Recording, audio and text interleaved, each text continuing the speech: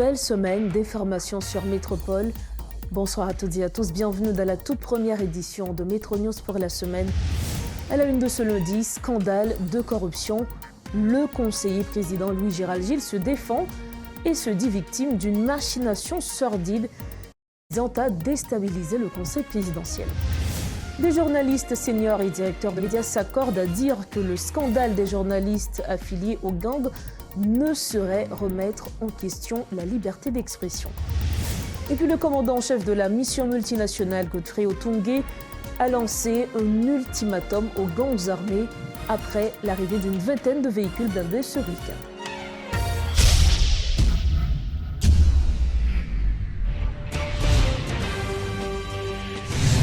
Comme annoncé, le conseiller président Louis-Gérald Gilles, accusé d'avoir soudoyé le président du conseil de la BNC pour conserver son poste, s'est défendu sur les ondes de Radio Métropole ce lundi. Selon lui, il s'agit d'un complot visant à dissoudre le conseil présidentiel. Ce dossier a été transféré à l'unité de lutte contre la corruption qui tarde encore à rendre son rapport. 2 autres membres du conseil présidentiel de transition, également impliqués dans ce scandale, clament toujours leur innocence. Les explications du conseiller président Louis-Gérald Gilles. C'est un faux scandale. C'est une pièce de théâtre cousue de fil blanc, montée de toutes pièces, qu'on a préparée depuis longtemps, dont l'objectif est clair. C'est soit faire disparaître le CPT, normalement s'il n'y a pas les 3 membres. Vous avez entendu même l'ambassadeur américain dire, s'il n'y a pas les 3 membres, c'est normal que le CPT va disparaître. Argument. Les 100 millions de gouttes. Argument 100 millions de gouttes là. Et pourquoi j'hésite maintenant pour ne pas faire procès verbal là, c'est par rapport au procès verbal de M. Raoul Pierre-Louis, un procès verbal qui est tellement faux, un procès verbal qui est tellement pas respecté la vérité que m'échanger avec elle. Côté monsieur supprimer tout côté moi dit m'pas ka a fait l'argent avant ou son ami ou son frère m'pas ka blanc ça. Côté le message là il supprimer, il fait des altérations graves. Ce côté rapidement échange ça yo entaché de beaucoup de mensonges. D'altération, de suppression et même d'inversion. Mais est-ce que monsieur peut penser, moi qui a parlé avec elle. Non, mais écoutez, voilà le procès verbal que j'ai, ou même le juge d'instruction reconnaît qu'il y a eu des suppressions de messages. Le juge, pas le juge d'instruction, le juge de paix, où il y a pratiquement des messages qui ont été altérés. Ce qui est encore plus terrible, il y a des échanges que j'ai eus avec lui, alors que moi, je pense, j'ai la chance de pouvoir maîtriser la langue française. Mon bon faut tête chargée qu'il a fait exprès toujours pour me dénigrer du caractère assassination, de l'assassinat de caractère. Écrire des phrases tout à fait sans style, sans façon, venant de Louis-Gérald Gilles que la société connaît. Donc, on écrit ça en vieux français, ça fait partie de ternir aussi mon image. Ceci dit, tu as posé une question qui est extrêmement importante. Il était en mission. Ouais, moi-même, quand paraît son nez, mon cher, exiger veut dire, faut qu'on 100 millions de gouttes pour me mettre au président. Est-ce que ces expressions maladroites. Donc, vous avez fait l'autre gens, on vous l'a dit. Voilà, je suis honnête. Vous avez fait l'autre gens. Donc, expression que moi m'exige. Donc, moi, Louis-Gérald Gilles. Donc, c'est pour vous montrer, si tu es en logique comme ça, oui, il n'y a pas eu cette logique. C'est un monsieur obsédé qui vous fixé par l'ambition de rester à la BNC, parce qu'il y a des scandales qu'on doit toujours protéger à la BNC. M'a dit, mon Dieu. Scandale, ça a touché en pile. Il touche les familles en pile. Il blessé en pile, mais il fait me grandir. Il fait me grandir pour me dire, donc, Jodia, de part et d'autre, quel que soit moun qui comprennent ou qui a utilisé nos moun comme ça ne va pas se passer. Je suis en train de tout préparer quand le moment sera venu, lorsque je serai justiciable. Et même aussi, je suis même prêt à avoir cette commission d'enquête pour que clairement, mais j'ai perdu confiance dans l'ULCC. À partir de toute vice de forme que me montre là. À partir d'un procès verbal où il y a eu des suppressions totales, partielles, des omissions, des inversions. Quand il y a des gens qui parlaient avec lui, dit c'est moins. Or, ils ont compris que ce procès verbal montre qu'il y a eu fraude et la fraude corrompt tout. Même clair, je suis prêt à me défendre, à défendre l'honneur de ma famille. Je ne vais pas faire aucune résistance à la justice, mais les choses doivent se faire dans le respect de la loi. En politique, quelques heures avant l'expiration du délai imparti, la majorité des secteurs ont finalement désigné leurs représentants au CEP. Cependant, le secteur paysan n'est toujours pas parvenu à se mettre d'accord sur son représentant. Parlons à présent sécurité. Le commandant en chef de la mission multinationale en Haïti, M. Godfrey Otungue, annonce aux gangs que leurs jours sont comptés après la livraison d'une vingtaine de véhicules blindés à Port-au-Prince vendredi dernier. En effet, à la demande du commandant sud des États-Unis, un avion C-17 de l'armée de l'air américaine a livré des véhicules Max Pro supplémentaires à l'aéroport international Toussaint-Louverture dans la capitale haïtienne. Le colonel Imler Ebu est avec nous pour partager ses réflexions sur ce dossier. Bonsoir, merci infiniment de votre disponibilité. C'est moi qui vous remercie et je salue tout le monde. Les autorités haïtiennes ont reçu vendredi dernier un lot de 24 véhicules Promax qui sont résistants aux mines et également aux embuscades. Une trentaine de tourelles supplémentaires qui sont destinées à la mission multinationale. Colonel Imler Ebu, est-ce que les spécificités de ces véhicules font d'eux les plus adéquats à notre situation lorsqu'on prend en compte nos différentes histoires de blindés récentes, mais sans véritable utilisation qui sont tombées en panne? Bon, je vois qu'il y a une option qui a été prise depuis près de 3 ans sur l'utilisation des blindés, de véhicules blindés pour résoudre le problème de la sécurité. Normalement, je ne suis pas censé faire de commentaires sur le matériel et l'équipement que peuvent avoir à utiliser l'armée ou la police dans un tel combat. Parce que dans le métier, ça ne se fait pas. On ne déclare jamais le matériel et l'équipement qu'on utilise, à moins qu'on veuille jouer à la diversion. Maintenant, je ne comprends pas comment on puisse tourner une stratégie dans la situation qui nous concerne autour de véhicules de transport de troupes. Donc, je suppose qu'il y a d'autres matériels et équipements qui ne sont pas déclarés, car on déclare le matériel et l'équipement qu'on utilise en situation de conflit uniquement pour faire de la diversion. Ok, vous nous dites... Donc,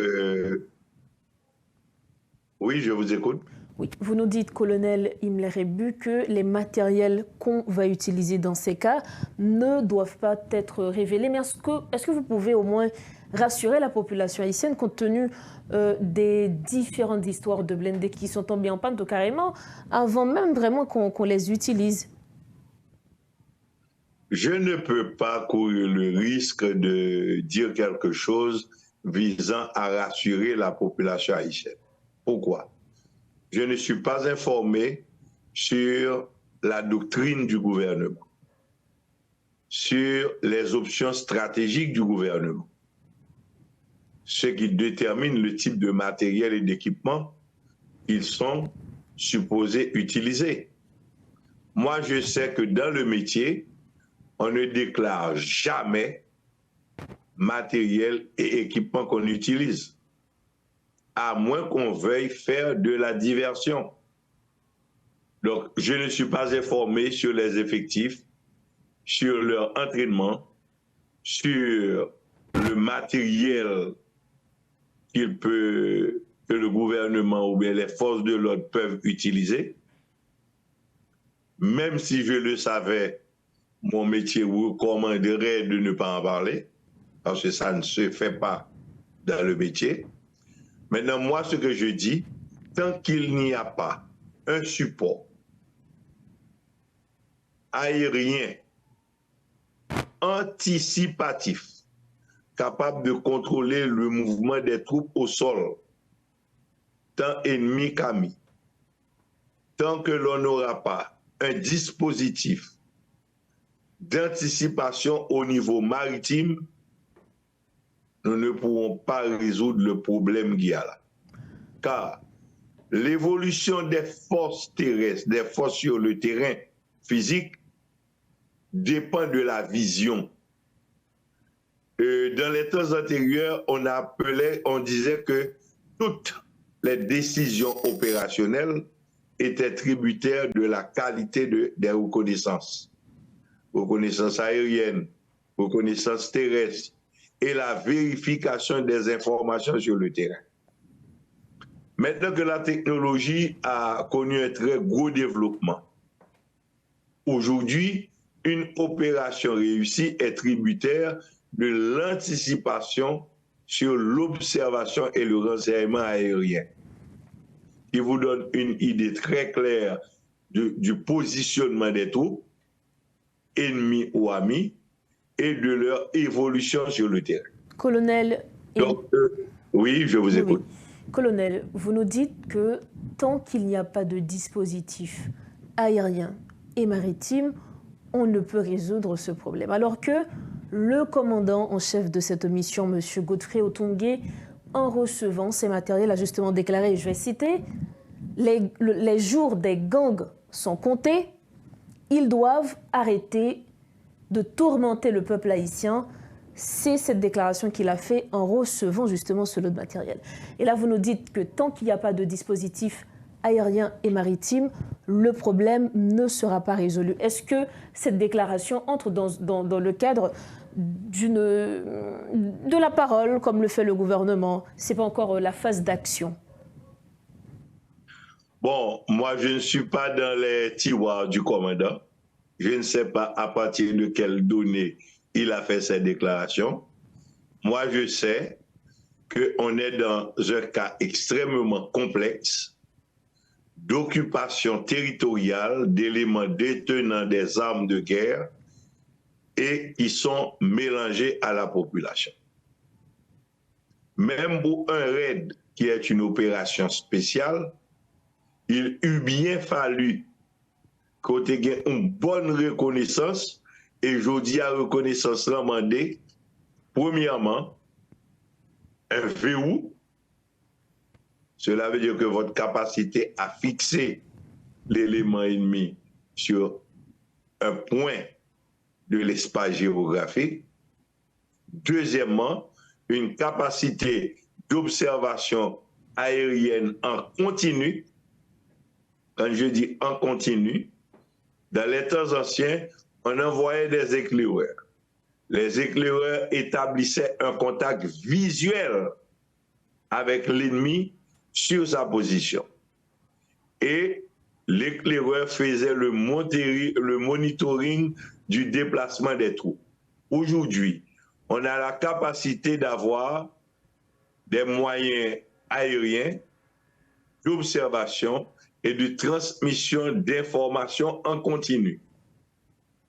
De telle sorte que nous n'envoyons pas nos troupes à un point A et que l'ennemi ne serait plus sur ce point A. Car l'action offensive demande une précision quant au positionnement physique de l'élément ennemi.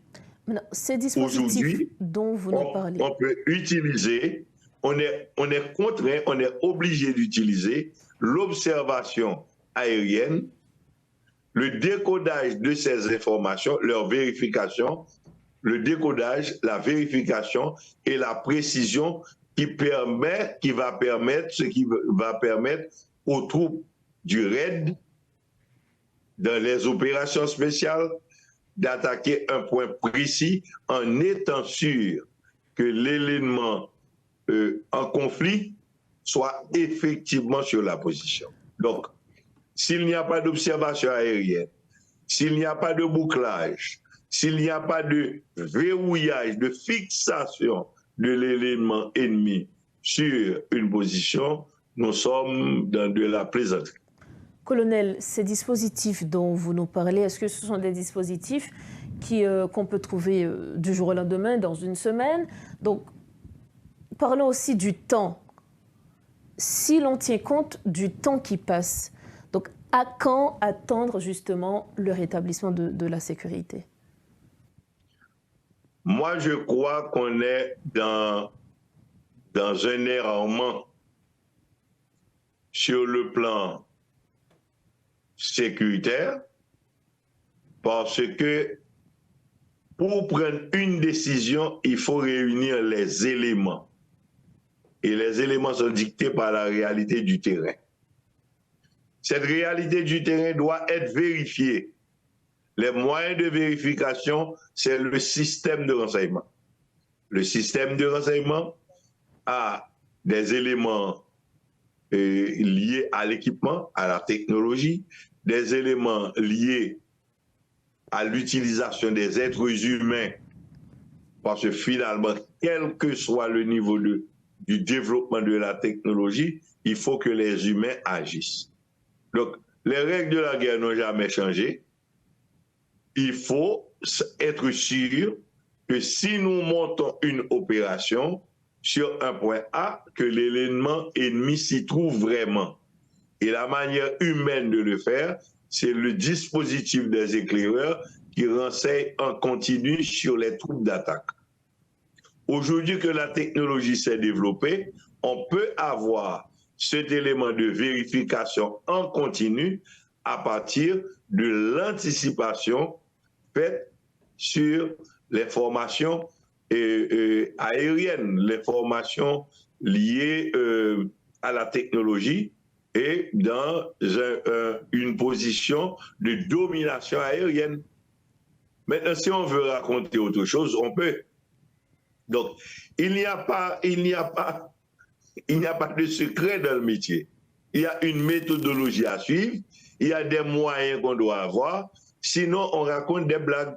Aujourd'hui, la situation présente demande une capacité de bouclage terrestre et maritime et un devoir anticipatif d'observation aérienne en continu. Sinon, on va à l'aveuglette, on va dans du n'importe quoi.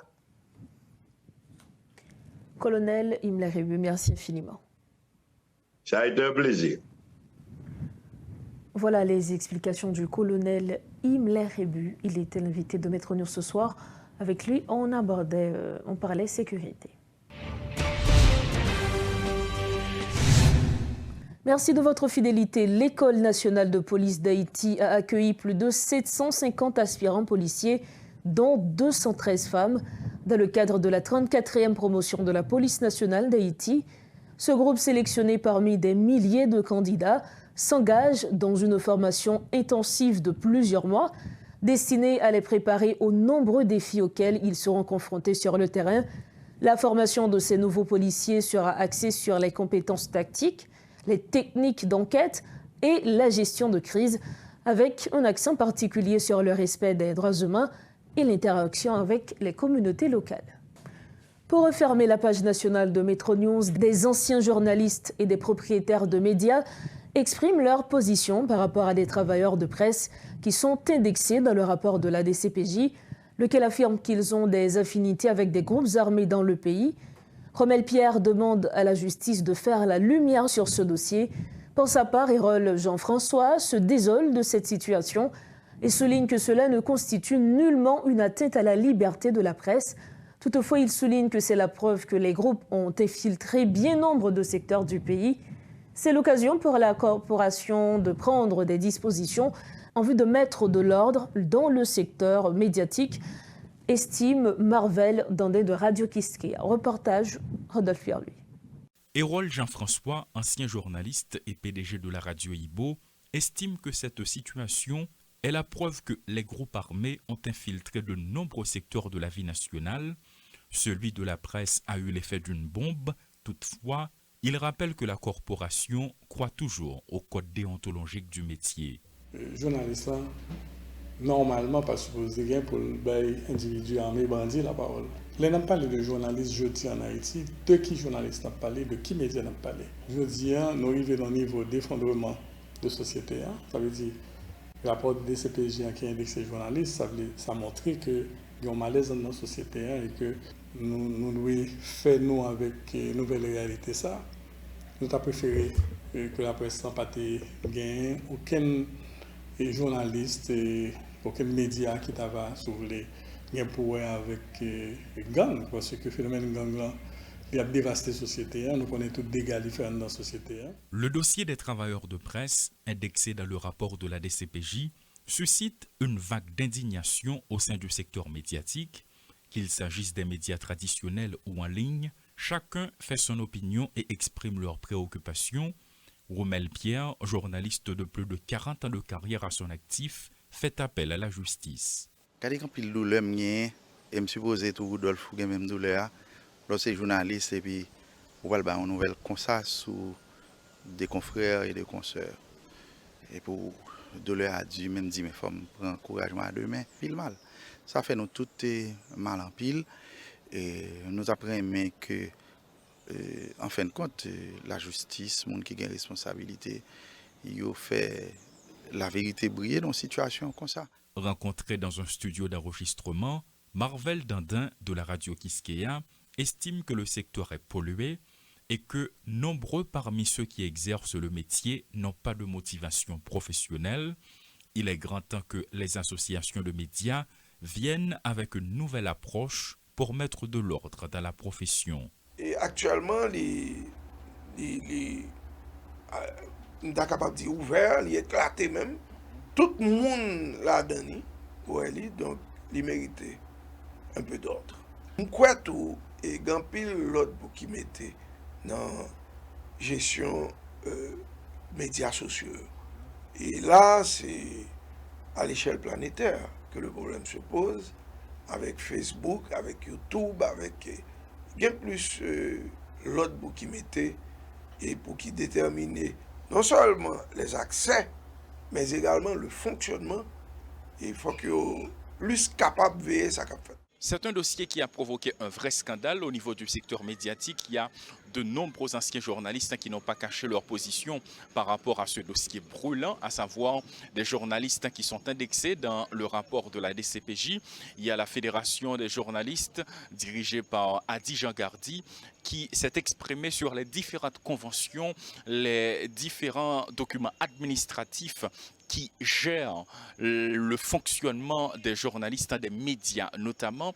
Il y a également Jacques Desrosiers qui, dans une correspondance rendue publique, a demandé une rencontre avec la DCPJ en vue de savoir quels sont certains éléments qui ont été mis en évidence afin d'indexer ces journalistes. Il y a d'un autre côté, selon Maître Arnel Rémy, dans un tweet qui a été fait, il a précisé que le dossier est actuellement devant le cabinet d'instruction, mais selon les récentes informations, un juge devra être désigné aujourd'hui, cet après-midi même, dans le cadre de ce dossier. Mais jusqu'à maintenant, on attend pour savoir quel sera ce juge. Donc là, ça suscite de nombreuses interrogations. Ça met en jeu, selon les journalistes qui vont plus loin dans leur réflexion, l'intégrité même de certains journalistes. Donc il est important à ce que la lumière jaillisse. Donc un juge sera désigné cet après-midi pour assurer la continuité de ce dossier selon Maître Arnel Rémy.